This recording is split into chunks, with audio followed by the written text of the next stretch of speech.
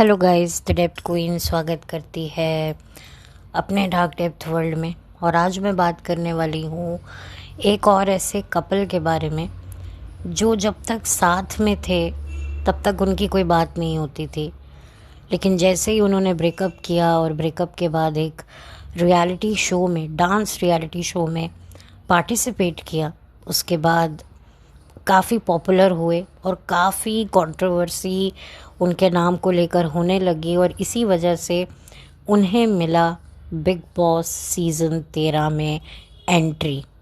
जी हाँ, अब आप कहेंगे कि ऐसे कौन से कपल थे जो big boss season 13 cult classic, हमारा बिग बॉस सीज़न 13 में ऐसे कौन से कपल थे। तो मैं आपको बता दूं, वो कपल थे मधुरिमा तुल्ली और विशाल सिंह। ये दोनों बिग बॉस 13 में गए थे अलग अलग टाइम में।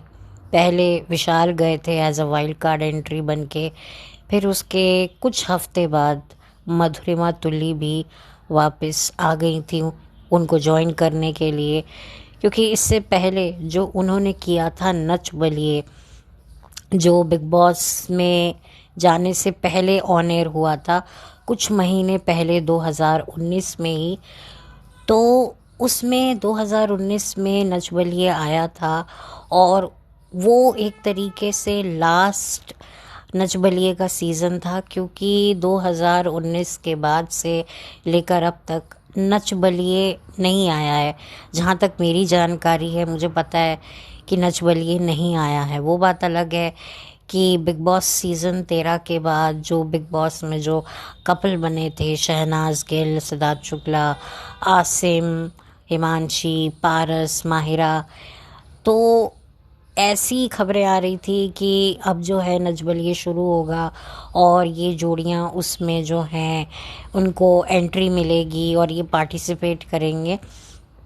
लेकिन आप देखिए कि नच बलिए तो आया ही नहीं, क्योंकि उस दौरान 2019 के बाद जब 2020 आया तब लॉकडाउन लग गया। तो लगा कि भाई लॉकडाउन थोड़ा ख़त्म होगा, एंटरटेनमेंट इंडस्ट्री जब वापस से शुरू होगी तब शुरू होगा, लेकिन वो कुछ भी फाइनलाइज नहीं हुआ। और देखते ही देखते बिग बॉस की जो सीज़न 13 की जो भी जोड़ियां बनी थी, उसमें से कुछ जोड़ियां बिछड़ गईं, कुछ टूट गईं। तो मतलब अब एक तरीके से अब अगर नच बलिए कभी शुरू भी होगा तो सीज़न 13 में से कोई भी जोड़ी नहीं जाएगी जिसकी हमें देखने की दिली ख्वाहिश थी। यानी कि जो सिद्धनाज के जो फ़ैन थे, उन्होंने भी सोच लिया था कि अब बिग बॉस के बाद सिद्धार्थ और शहनाज नच बलिए में नाचेंगे या आसिम रियाज और हिमांशी खुराना को वो परफॉर्म करते हुए देखेंगे, क्योंकि बिग बॉस से निकलने के बाद जो आसिम रियाज हैं वो काफ़ी म्यूज़िक वीडियोस कर रहे थे, हिमांशी के साथ भी कर रहे थे। तो ऐसा लग रहा था कि अब इस जोड़ी को हम लोग बिग बॉस के बाद नच बलिए में परफॉर्म करते हुए देखेंगे, तो काफ़ी एक्साइटमेंट होगा और पब्लिक काफ़ी एक्साइटेड भी थी। लेकिन आयरनी देखिए कि अब हिमांशी और आसिम साथ में भी नहीं है और नच बलिए का कोई नामो निशान भी नहीं है कि वो आएगा नहीं आएगा। और ये जो बिग बॉस से पहले, जो बिग बॉस सीज़न 13 से पहले जो नच बलिए आया था, उसकी जो थीम थी वो एक्स कपल पर आधारित थी। और यही वजह है कि मधुरिमा तुल्ली और विशाल सिंह ने साथ में पार्टिसिपेट किया था, क्योंकि उस शो में कुछ ऐसी जोड़ियां थीं जो मैरिड थीं, कुछ ऐसी जोड़ियां थीं जिनकी शादी होने वाली थी, और कुछ ऐसी जोड़ियां थीं जिनका कभी एक ज़माने में रिश्ता हुआ करता था लेकिन अब उनका रिश्ता नहीं है। तो उस वजह से उन्होंने इस शो पे पार्टिसिपेट करना ज़रूरी समझा, क्योंकि शो का फॉर्मेट ही कुछ ऐसा था। क्योंकि जो शो के प्रोड्यूसर थे वो कोई और नहीं बल्कि सलमान खान हैं। और आपको तो पता ही है कि सलमान खान अपनी एक्स जीएफ्स जो हैं, उनकी एक्स गर्लफ्रेंड्स हैं, उनके साथ कितने फ्रेंडली रहते हैं। जितना फ्रेंडली वो उनके साथ में नहीं रहते, जब वो उनकी गर्लफ्रेंड्स होती हैं उससे कई ज़्यादा फ्रेंडली वो तब होते हैं जब उनसे उनका ब्रेकअप हो चुका होता है। तो ये फॉर्मेट जो था ये काफ़ी इंटरेस्टिंग लग रहा था। लेकिन इस शो का जो विनर है वो बना कौन? मैरिड कपल, यानी कि युविका चौधरी और प्रिंस निरोला, जिनकी शादी को ज़्यादा वक्त नहीं हुआ था, कुछ 2-3 साल ही हुए थे। और ये जोड़ी जो है ये शो जीती थी। हालांकि मैं बता दूं कि मधुरिमा तुली और विशाल जितना लड़ते थे उस शो में, उतना ही ज़बरदस्त परफॉर्म वो करते थे। और यहाँ तक कि चैनल भी उनके इस एक्ट को काफ़ी ज़्यादा संभाल कर ऑन एयर करता था। कभी कभी तो चैनल ने उनका एक परफॉर्मेंस को ऑन एयर ही नहीं किया। ऐसा नहीं है कि उन्होंने परफॉर्म नहीं किया था, उन्होंने परफॉर्म किया, लेकिन टीवी पर उसको प्रसारित नहीं किया, जिसको लेकर मधुरिमा तुल्ली ने भी जो है खेद जताया था कि भाई हमारा परफॉर्मेंस नहीं आया तो हमको फिर पब्लिक वोट कैसे करेगी। तो आप सोचिए कि चैनल भी जो है अच्छे खासे मज़े ले रहा था। अब इसका क्या रीज़न था, इनका परफॉर्मेंस क्यों नहीं दिखाया गया? क्या कोई टेक्निकल ग्लिच था या कुछ टेलीकास्ट में कोई इशू था, क्या था, वो तो चैनल को ही पता हो। लेकिन काफ़ी ज़्यादा ये हुआ था कि भाई सबके परफॉर्मेंसेस हो गए और ये बैठे हुए हैं, क्या इनका परफॉर्मेंस हुआ नहीं, क्या नहीं हुआ, क्या इन्होंने कुछ मतलब इनका परफॉर्मेंस तैयार नहीं हुआ या किसी की तबीयत ख़राब है। क्योंकि नच बलिए में अक्सर जिन कपल्स का कोई ऐसे बीच में मिस हैप हो जाता है, किसी को चोट लग जाती है, कोई बीमार हो जाता है, तो वो परफॉर्म नहीं करते हैं या फिर एक पार्टनर कर लेता है कोरियोग्राफर के साथ में। तो कुछ समझ ही नहीं आया। बट खुद मधुरिमा ने फिर इस चीज़ की कंप्लेंट की कि भाई हम भी बैठकर इंतज़ार कर रहे हैं अपने परफॉर्मेंस की, हमने परफॉर्मेंस भी दिया, उसकी तारीफ़ भी हुई, उसको जजेस ने कमेंट भी किए। और मैं आपको बता दूं कि उस नच बलिए के सीज़न के सिर्फ 2 जजेस थे। एक थी रवीना टंडन और दूसरे थे अहमद खान, कोरियोग्राफर अहमद खान, जो फिल्म भी डायरेक्ट कर चुके हैं। तो एक तरीके से काफ़ी ज़्यादा इस नच बलिए का बज़ भी था, क्योंकि एक्स कपल साथ में परफॉर्म कर रहे थे। और भी बहुत सारे एक्स कपल थे, जैसे उर्वशी ढोलकिया थी अपने सो कॉल्ड बॉयफ्रेंड के साथ। तो उनकी भी स्टोरीज़ बताती थी कि भाई क्यों नहीं हमारा रिलेशन चला। तो ये जो एक्स कपल होते हैं, इनकी एक अपनी ही एक डिफरेंट स्टोरी होती है। और मधुरिमा और विशाल को कोरियोग्राफ कर रहे थे सनम। सनम भी जो हैं कंटेस्टेंट रह चुके हैं अपनी गर्लफ्रेंड के साथ, उन्होंने भी पार्टिसिपेट किया था जिस सीज़न में दिव्यांका और विवेक ने पार्टिसिपेट किया था। टॉप 2 में रहे थे दिव्यांका और विवेक के साथ, उन्होंने टॉप 2 तक compete किया था, लेकिन जीते विवेक और दिव्यांका थे। तो सनम कोरियोग्राफ कर रहे थे, तो जाहिर सी बात है डांसर भी अच्छे थे और कोरियोग्राफी भी काफ़ी उनकी अच्छी थी। तो इस वजह से जो है उनकी कोरियोग्राफी को काफ़ी जजेस की तरफ से अप्रिशिएशन मिलता था और परफॉर्मेंस तो दोनों का लाजवाब था। मतलब दोनों की ये बात अच्छी थी कि जब बात काम की आती थी, अपने वर्क की आती थी, तो दोनों अपना पर्सनल ग्रज साइड में रख के अपना काम करते थे। देखिए पर्सनली ना मुझे ये चीज़ काफ़ी अच्छी लगती है कि ठीक है, आपके पर्सनल फ्रंट कितने भी ख़राब हो, लेकिन आपके प्रोफेशनल फ्रंट नहीं ख़राब होने चाहिए। ये चीज़ मुझे अच्छी लगती थी। हालांकि इन दोनों को काफ़ी टीज़ भी किया जाता था और काफ़ी लोग चाहते थे कि ये कपल बन जाएं। मतलब कि मधुरिमा की मदर भी जो हैं वो आई थी और उन्होंने बताया था कि उन्हें विशाल कितना पसंद था। एक्चुअली ये कुछ साल भर पहले से ही 2018 से ही ये एक शो की शूटिंग कर रहे थे साथ में। चंद्रकांता था जो एकता कपूर का था और कलर्स पर आता था, और उसमें थी उर्वशी ढोलकिया। तो ऐसा ये शो था और इसमें इन दोनों को एक दूसरे से प्यार हुआ, अट्रैक्शन हुआ, इन्फैचुएशन हुआ, कुछ भी आप समझ लो, अटैचमेंट हुआ। लेकिन फिर जब ये लोग करीब आए तो इनको पता चला कि ये लोग बहुत डिफरेंट हैं, और इस हद तक डिफरेंट है कि ये एक दूसरे को मतलब मारने गाली देने पे उतारू हो जाते थे। तो ऐसी इनकी जो आप कह सकते हैं इनकी पर्सनालिटीज़ थी, और शायद ऐसी अग्रेसिव पर्सनालिटी के चलते इन्हें बिग बॉस सीज़न 13 में एंट्री मिली, और उस वक्त ही देखकर लग रहा था कि भाई ये तो बिग बॉस मटेरियल है। और फिर उसके बाद वही होता है जो सबने प्रेडिक्ट किया कि ये दोनों जाते हैं बिग बॉस के घर में, और इनका वही लव एंड हेट रिलेशनशिप शुरू होता है। कभी ये लोग साथ में एकदम से क्लोज हो जाते थे, और कभी एक दूसरे के इतने अगेंस्ट हो जाते थे कि भाई क्या कहना। और फिर एक बार तो हद ही पार हो गई, और मधुरिमा ने जो है एक ऐसा कदम उठाया जिसकी वजह से उन्हें शो से इविक्ट करना पड़ा। और उस कदम को फिर बाद में काफ़ी ज़्यादा उसका मजाक बनाया। मैं देखिए वो बातें अब नहीं बोलूँगी कि इन्होंने क्या किया।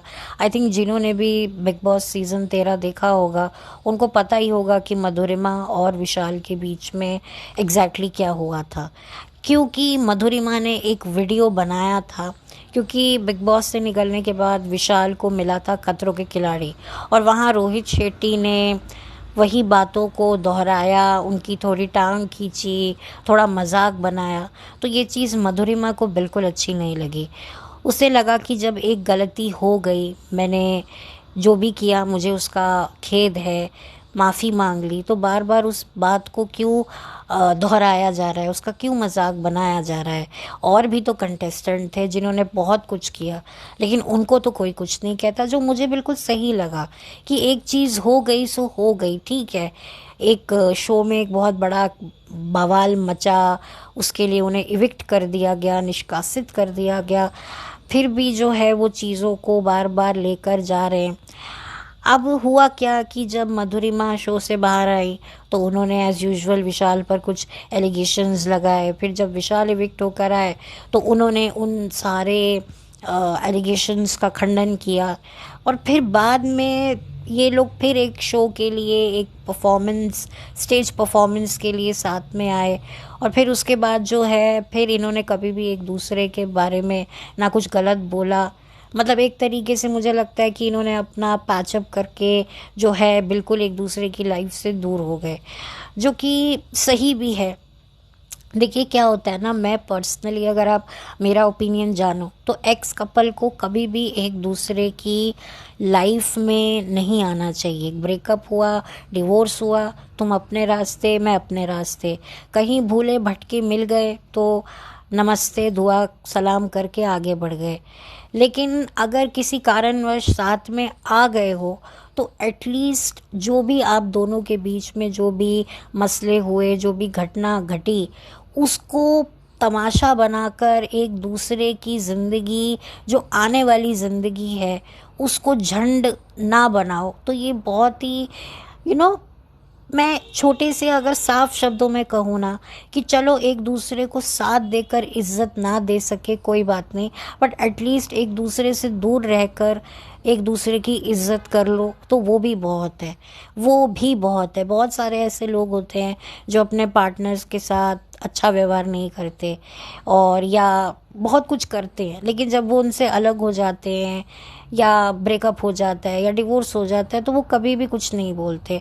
वो कहते हैं मैं अपने पास्ट की रिस्पेक्ट करता हूँ या करती हूँ, मुझे इस बारे में कुछ नहीं बात करनी, जो मुझे लगता है ये बहुत सही बात है और ये बहुत मैच्योरिटी की बात है। ठीक है, कई लोगों को लगेगा कि ये दोगला एटीट्यूड है कि भाई पहले तो ज़िंदगी किसी की बर्बाद कर दी, फिर अभी ऐसी बातें कर रहे हो। ठीक है, कहते ना something is better than nothing. At least ये जो होता है, साथ में रहो, एक दूसरे की बगिया उधेड़ो, एक दूसरे की पर्सनल लाइफ खोद खोद के निकालो, तो फिर बेटर है कि भाई एक दूसरे से दूर रहो।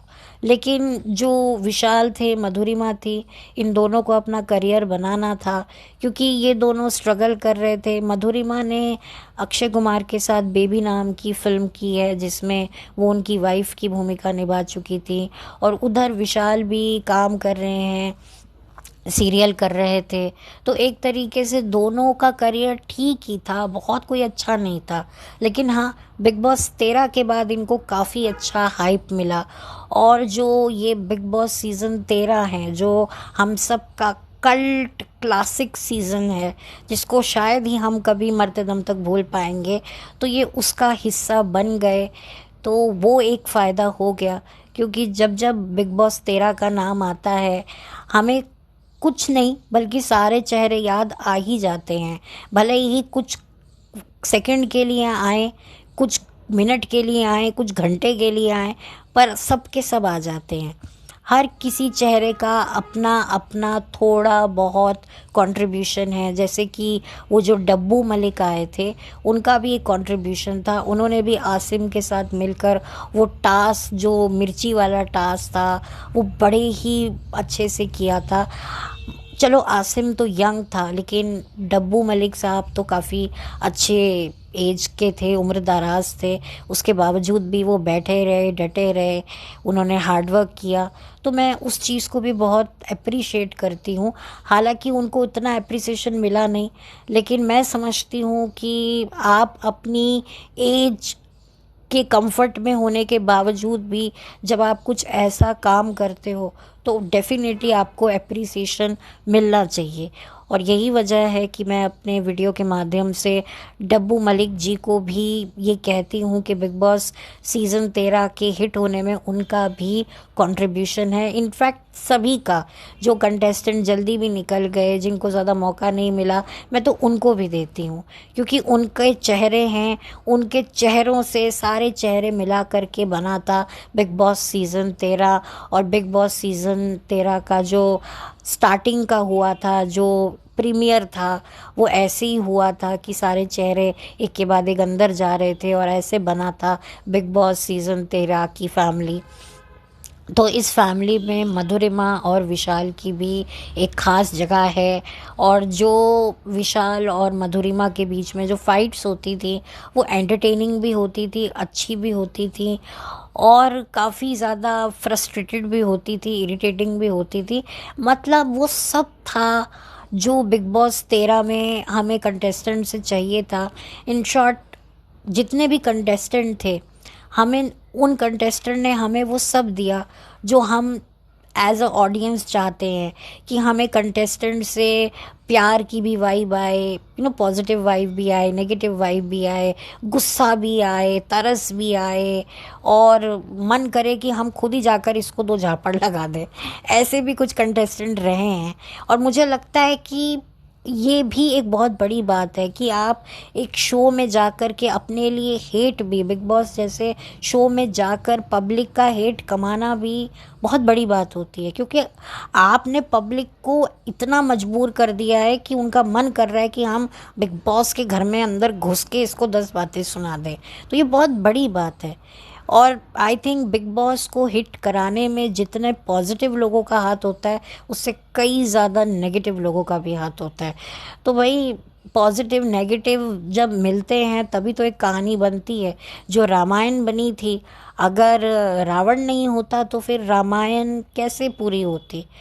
तो ये भी एक बहुत बड़ी बात है। तो मैं इस चीज़ में बिलीव करती हूँ। देखिए, ये मेरा बिलीव है। तो इसी वजह से मधुरिमा और विशाल की भी एक बड़ी ही इंटरेस्टिंग जर्नी रही इस शो पे, और काफ़ी अच्छा रहा जो भी सफ़र रहा। आज ये दोनों अपनी अपनी ज़िंदगी में काम कर रहे हैं, क्या कर रहे हैं कुछ पता नहीं है। हालांकि ये पारस छाबड़ा के शो पे आए थे, पॉडकास्ट में आए थे, तो विशाल भी आया था और शायद मधुरिमा भी आई थी। अब ठीक है, दोनों शायद हो सकता है टच में हो या नहीं हो, आई डोंट नो, लेकिन यस, बहुत अच्छा इनका भी एक सफ़र रहा।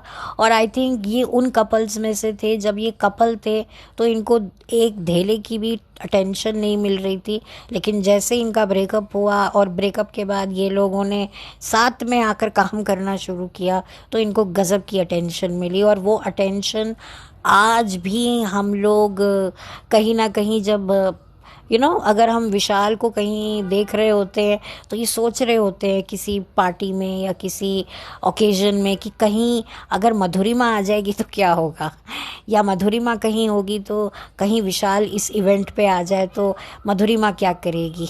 तो ये एक चीज़ है, और इन्होंने खुद ने वो अर्न की हुई है। अब इसको आप कुछ भी कहें, नेगेटिव कहें, इसे कई लोग ना पसंद करें कि भाई ये कैसी पॉपुलैरिटी है, ये कैसी अटेंशन है, ठीक है, वो सबका एक रिस्पेक्टेड पॉइंट ऑफ व्यू हो सकता है, बट जो मेरा पॉइंट ऑफ व्यू था मैंने आपसे शेयर किया। और नच बलिए में हमने कई ऐसी जोड़ियां देखी हैं जो सिर्फ शो में पार्टिसिपेट करने के लिए जोड़ियां बनती हैं, असल में कुछ होता नहीं है। या कुछ ऐसी भी जोड़ियां होती हैं जिनके शो साइन करने के बाद ही ब्रेकअप हो जाते हैं, लेकिन उन्हें मजबूरन शो को कंटिन्यू करना पड़ता है because of their financial pressure है कि पैसा चाहिए, काम करना है, वर्क चाहिए, तो फिर क्या करें।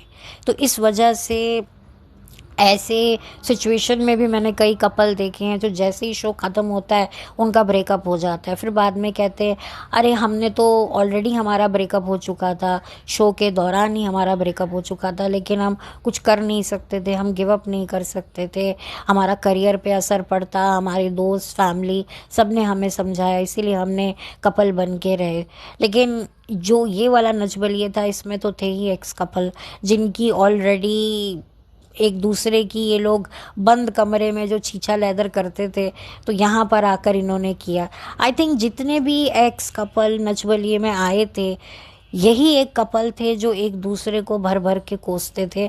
बाकी चाहे उर्वशी हो, इवन मुझे और कोई याद नहीं आ रहा है, उर्वशी ने भी कभी अपने एक्स बॉयफ्रेंड के बारे में कभी कुछ बुरा भला नहीं कहा, हमेशा रिस्पेक्ट दिखाई, हमेशा उसके प्रति जो है सम्मान दिखाया।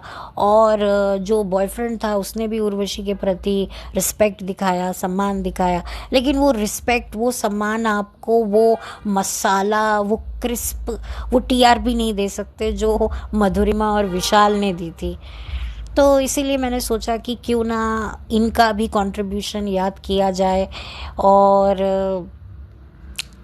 मतलब इनफैक्ट सभी का कंट्रीब्यूशन बिग बॉस 13 का मुझे लगता है याद करना चाहिए। मैंने अभी कुछ वक्त पहले आरती सिंह के ऊपर भी वीडियो बनाया, तो ये मुझे लगता है कि कुछ ऐसे भी लोग हैं जो बहुत ज़्यादा हाइप जिनको नहीं मिला, लेकिन जितना भी मिला उस शो को काफ़ी ज़्यादा हेल्प किया। तो बस इसी के साथ अब मैं इस वीडियो को बंद करती हूँ। और बताइएगा कि आपको ये कैसा वीडियो लगा, और आप में से कितने लोगों ने विशाल और मधुरिमा की झगड़े नच बलिए में और बिग बॉस में देखे हैं, और आपको ये कपल कैसे लगते थे, मधुरिमा कैसी लगती थी। तो ये सारी बातें जो हैं आप जो है मेरी सुनिएगा और अपना ओपिनियन रखिएगा। तो इसी के साथ अब मैं चलती हूँ, लौट कर मिलती हूँ। Have a blessed day. और आप अगर मेरे चैनल पर नए हैं तो प्लीज़ इसे लाइक कीजिए, और अगर मेरा वीडियो आपको किसी और के साथ शेयर करने लायक लगता है तो प्लीज़ शेयर कीजिए, और मुझे कोई एतराज़ नहीं है। और बस इसी के साथ बहुत जल्दी मिलूँगी एक नए वीडियो के साथ। तब तक के लिए थैंक यू सो मच। और अगर कोई बात मेरी बुरी लगी हो, अगर कुछ मेरे पॉइंट ऑफ व्यू से आपने, अगर आपके पॉइंट ऑफ व्यू मैच नहीं करे हो, आप कुछ अपना पॉइंट ऑफ व्यू बताना चाहते हो, तो ज़रूर मुझे कमेंट सेक्शन में बताइएगा, मुझे इंतज़ार रहेगा।